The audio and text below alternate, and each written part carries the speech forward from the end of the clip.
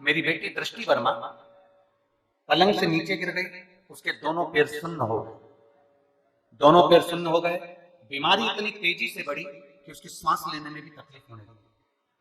Doctor को दिखाया, rainbow hospital में हम बच्चे को लेकर गए तो डॉक्टर ने कहा इसको एक बीमारी हो गई है जिस बीमारी के अंतर्गत नसें काम नहीं कर रही, इसलिए वो फेफड़ों तक पहुंच गई है, इसका बचना मुश्किल है।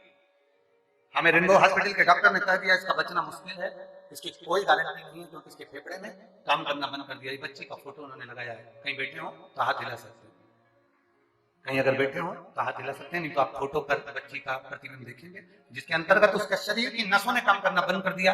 डॉक्टर ने एक बीमारी बता दी जिस बीमारी के अंतर्गत इसका इलाज नहीं है और ये बच्ची का समय कम हो गया।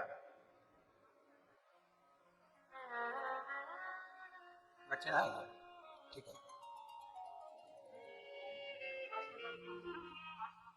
अच्छा बाहर आ गए।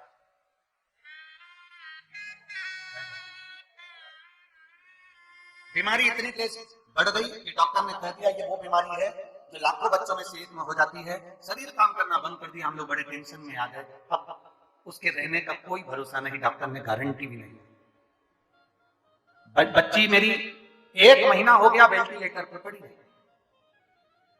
दादा 1 महीने तक मेरी बेटी वेंटिलेटर पर रही। तब गुरुजी हम सीहोर जिले में रहते हैं और आपके पास में रहते हैं, फिर भी हमारा विश्वास आप में इतना नहीं था।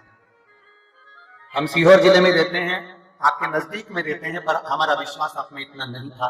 पर मेरी बेटी जब बीमार पड़ी, डॉक्टर ने जब जवाब दे दिया, उसको 1 महीना वेंटिलेटर पर हो गया, तब उसी जगह पर डॉक्टर के यही काम करने वाली एक नर्स ने कहा कि तुम सीहोर पास में है, तुम इस बच्ची को वहां ले जाओ और बाबा से प्रार्थना करो।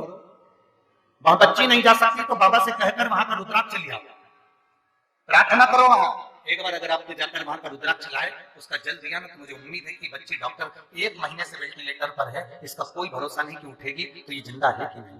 पर आप भरोसा रखो, हमारा विश्वास आप पर नहीं था। हम भले सीहोर के पास के हैं गुरुदेव, पर भरोसा नहीं कर पाया, पर जान गए गुरुदेव कथा कथा होती है।